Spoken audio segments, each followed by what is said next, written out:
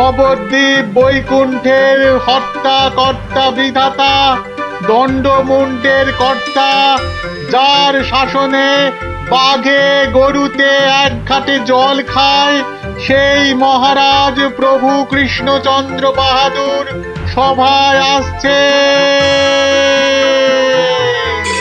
জয় জয় মহারাজ কৃষ্ণচন্দ্রের জয়। জয় জয় মহারাজ কৃষ্ণচন্দ্রের জয়। প্রভাতে রাজার মুখ যেই জন দেখে, তার ভাগ্যে ভাগ্যদেবী ভালো কথা লেখে। রাজা যেন গগন সূর্য, বৈকুণ্ঠ ঈশ্বর, তার সঙ্গে পাল্লা দিতে কে খায় ঠক্কর? হয়েছে হয়েছে, রোজ রোজ এত তেল ঢাললে পিছলে পড়ে যাও যে। যাকে সবার কাজ শুরু হোক। মন্ত্রী, সবার কাজ শুরু করার আগে একটু জ্যোতিষ মশাইয়ের একটা কথা শুনে নিন রাজা মশাই। যা কলা, সভায় বসতে না বসতেই জ্যোতিষী মশাইয়ের কাছে কুস্তি পড়ার ভাল লাগে না। এমন কথা মুখে আনবেন না যজমান। নবদ্বীপের ভাগ্যাকাশে আজ দুর্যোগের ঘনঘটা, তার শ্যামল প্রান্তরে রক্তের আলপনা। হ্যাঁ, গেল যা, যাত্রা গাইতে হবে না। খোলাখুলি কথাটা বলুন তো, মানে ঝেড়ে কাশুন। মহারাজ মুর্শিদাবাদ থেকে নবাব ল্যাংড়া হরকড়াকে দিয়ে পত্র পাঠিয়েছে। ওই ল্যাংড়া হরকড়াটাকে ডাকা করাও। মুর্শিদাবাদের নবাব সরকার থেকে পাঠানো ল্যাংড়া হরকড়া হাজির হো। হাজির। এ কে রে? নবাব সাহেবের চিঠি বয়ে এনেছি জনাব, আজই ফিরতে হবে। ওই চিঠিটা নিয়ে একটু পড়ে দাও না পণ্ডিত। উত্তম, দাও চিঠি দাও। শ্রী শ্রী নবদ্বীপ রাজ মহামহিম কৃষ্ণচন্দ্র রায় বরাবরেশু। আপনার সভায় তো জানি জ্ঞানী গুণীদের বসিয়ে বসিয়ে খাওয়ান। আমি কজন হিন্দু গণৎকারকে চাই, কাল সকালেই আমার সভায় যেন দেখতে পাওয়া যায়। পালকি পাঠালাম, ভবদীয় নবাব বর্দি আলী খাঁ। আমি তো ভাগ্য গণনা করি না, একদম ছেড়ে দিয়েছি রাজা মশাই। এই ল্যাংড়া, তুই বাইরে যা দাদা। আমার মনে হয় ওই হরচক্রবর্তী আর পঞ্চানন আগমকে পাঠিয়ে দে। দাবি নেই।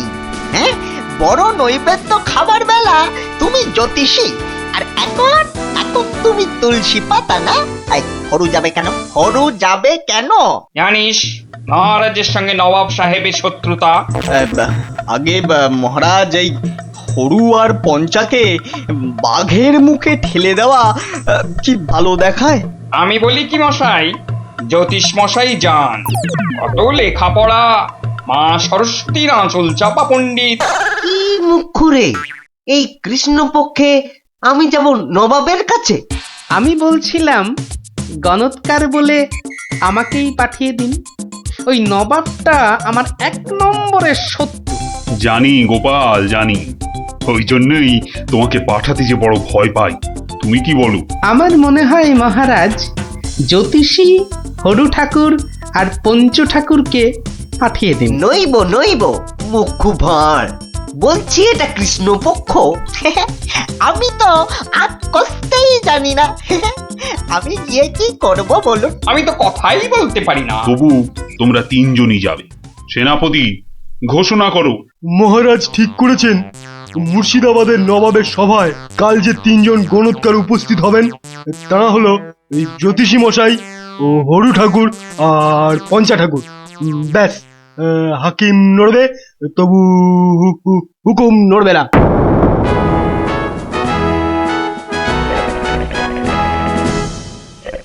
বন্দগি জাহাপনা, আপনি হলেন গিয়ে গরিবের, যাকে বলে কিনা মা বাপ। জনাব, যা হুকুম করবেন তাই করে দেব। মহারাজ তাই বলেই পাঠিয়েছেন। অথচ হুজুর, আপনার নসিব গণবার মতো কোনো ক্ষমতাই আমাদের নেই। খামোশ, তাই আমাদের নেই। হুজুরের নসিব গুনবা তোরা কে রে? তোরা কে? বেত্তামিজ। কাকে ধরে এনে পাঠালো কেষ্টচন্দ্র? জাহান নামে যাওয়ার জন্য কম্পাক পা বাড়িয়ে দিয়েছে। এতদিনে হুজুর আচ্ছা কসরত করেছেন, ফাঁদে পড়েছে আহাম্মুকটা। খালি পাশ কাটিয়ে পালায়, খালি পাশ কাটিয়ে পালায়। এই পণ্ডিত কটাকে তিনটে বাপ জানতে চাই, না বলতে পারলেই শুল। হ্যাঁ, এ উজিরটা কি রে? ভুলে বসিয়ে কি হবে? কয় কয় 20 সাল কয়। জি কয়েল লাগে 20 সাল টোপ্পা। মরে যাব খোদা বন্ধ। ছেলে পিলে সব গাছতলায় গিয়ে বসবে। ঠিক কেউ জুটবে না জানাব। আমার আবার ভাতে একটু ঘি না পেলে চোয়া ঢেকুর ওঠে। তার চেয়ে তিনটে সওয়াল পুছতে বলুন উজির সাহেব। यही मर्द का बात। কি করব হুজুর? ডাঙায় বাঘ আর জলে কুমির। আপনাকে খুশ করে না ফেললে কেষ্টচন্দ্র ছাড়বে নাকি? জান কবুল, সওয়াল পুছ করুন। बहुत अच्छा। पहला सवाल, মাটির নিচে কি আছে? মাটি আছে। मिट्टी के अंदर में क्या है? দ্বিতীয় প্রশ্ন, পৃথিবীর মাঝখান ঠিক কোন জায়গাটা? আমি তো রাজ সরকারে জরিপ করি না খোদাবান। সত্যি বলছি, আমিও করি না। মাসে তোলার দিব্যি। জরিপের লোক সব আলাদা। এই মা কালীর দিব্যি। तीसरा सवाल, 3 নম্বর প্রশ্ন, পৃথিবীকে এক পাক ঘুরতে গেলে কি করতে হবে? পায়ে হেঁটে। হ্যাঁ, पैदल पैदल। কি মুশকিল, অত হাঁটা যায় নাকি? সাদা সাপটা কথা জানাব, আমাদের বইয়ে এসব সওয়ালের কোনো জবাব নেই। দিন দিন গারদে পাঠিয়ে। क्या तुम जवाब देगा? জি। 3 सवालेर जवाब देगा? बहुत अच्छा। बताओ। আমি একটা জবাবও দিতে পারবো না হুজুর। ফাটকে চালান করে দিন, এর চেয়ে মরা সহজ।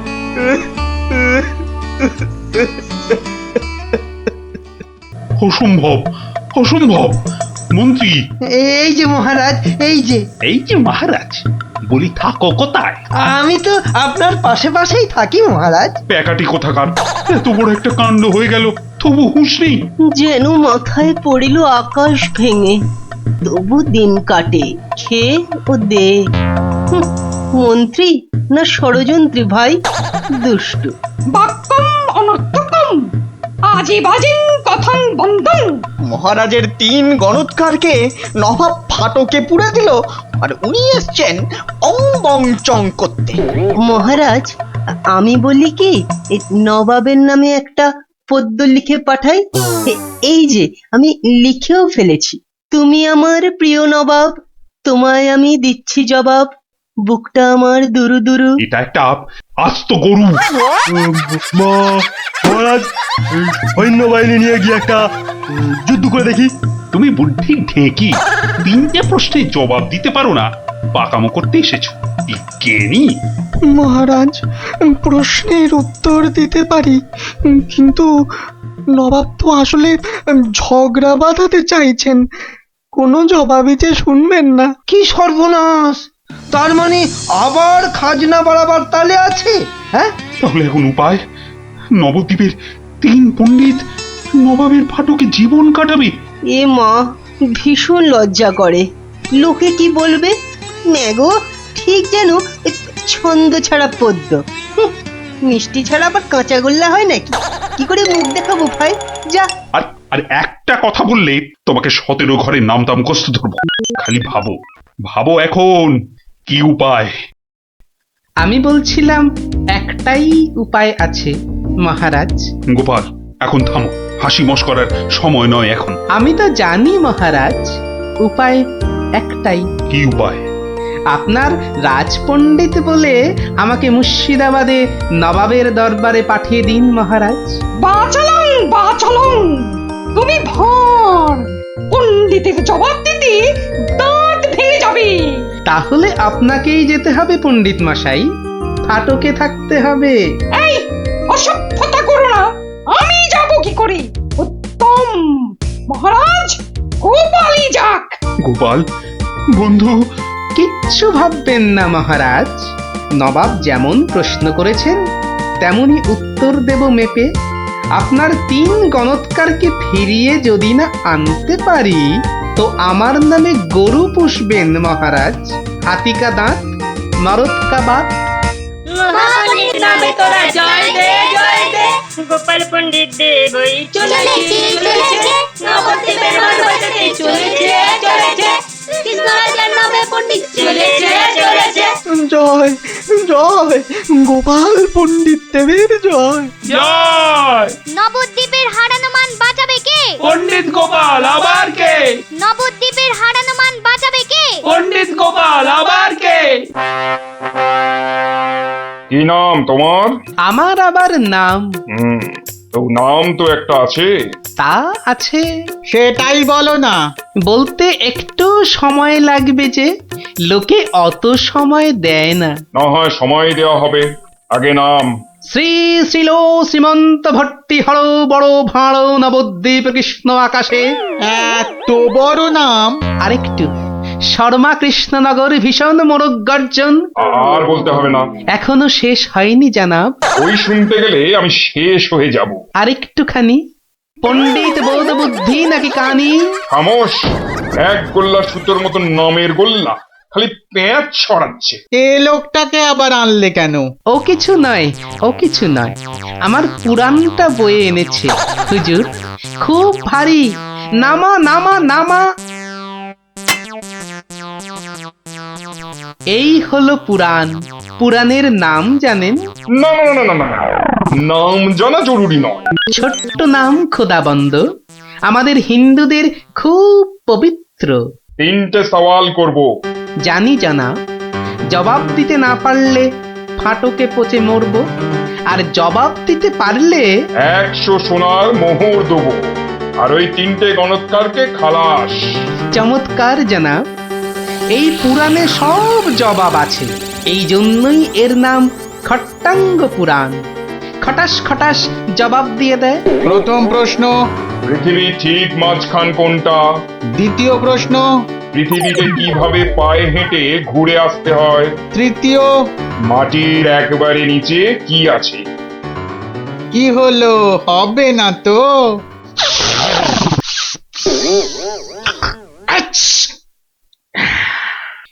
জানাব, একটু ওইখানে গিয়ে দাঁড়ান একবার। বাদিকে বাদিকে। আরে আরেকটু ডান পাশ সরে। এবার পিছিয়ে যান, পিছিয়ে। এবার এক পা এগিয়ে আসুন, আসুন আসুন। একেবারে পাক্কা হয়েছে, পাক্কা। কি? ওই পৃথিবীর ঠিক মাঝখান। হ্যাঁ, একেবারে পাক্কা মাপ। আপনার কত পাকা মাথা, আপনি না হয় মেপে দেখবেন। দ্বিতীয়, একবার জানা, একটু কষ্ট করতে হবে হুজুর। এটা কি হচ্ছে? এটা কি হচ্ছে? গুলবাজ কোথাকার। আগে হুজুর, পৃথিবীর মাঝখানটা ধরে তার চারপাশে ঘোরাই তো বিশ্ব ঘোরা, আর আমাদের নবাবই তো জগৎ হুজুর।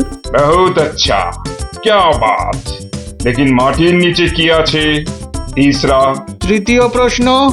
জানাব এত জ্ঞানী, তবু বলি হুজুর, এক মনে ভেবে দেখুন, এসব কি আমাদের জানতে আছে? লোকে কি বলবে আপনাকে? মানে আমরা হিন্দুরা মারা যাবার পর আমাদের পোড়ানো হয়, ধোঁয়া হয়ে আকাশে চলে যাই, তাই আকাশটা জানি। আপনাদের কবর দেওয়া হয় মাটির নিচে। আপনাদের কত গুপ্ত লুকানো জিনিস সেখানে, ওখানে নজর দিয়ে বলতে পারি কি কি আছে জানাব। মরে গেলেও বলবো না। ঠিক বলেছ। মাটির নিচে কি আছে তা তুমি জানবে কেমন করে? জয় পণ্ডিত, তোমারই জিত, তোমারই জিত। আমার জয় কি বলছেন জানাব?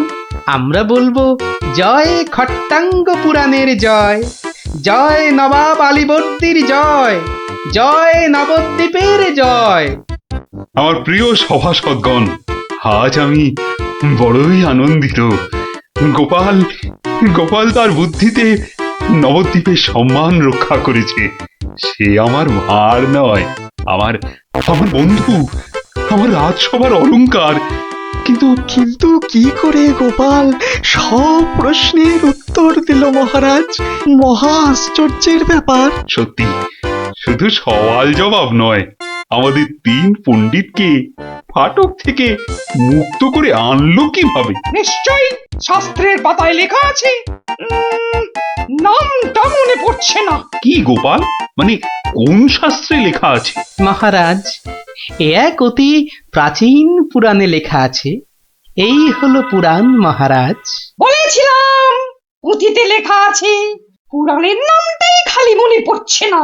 আমি বলছি পণ্ডিত মশাই, এই পুরাণ হলো খট্টাঙ্গ পুরাণ। খট খট খট খট খ- খটাঙ্গ পুরাণ। খট্টাঙ্গ পুরাণ মহারাজ। পুরাণটি দেখে চোখ সার্থক করুন। এ কি, এ পুরাণ কোথায়? এ তো ভাঙা কাঠের পায়া। গরিব গোপালের ওটাই খট্টাঙ্গ পুরাণ মহারাজ। নবাব যে বড় সড় জিনিস না দেখলে বিশ্বাসই করবেন না। ধন্য ধন্য গোপাল। তোমার বুদ্ধির দাম কিন্তু আমি দিতে পারবো না, তবে আমার গলারই হার তোমাকে পরিয়ে দিচ্ছি। ওটা নিয়ে কি করবেন মহারাজ?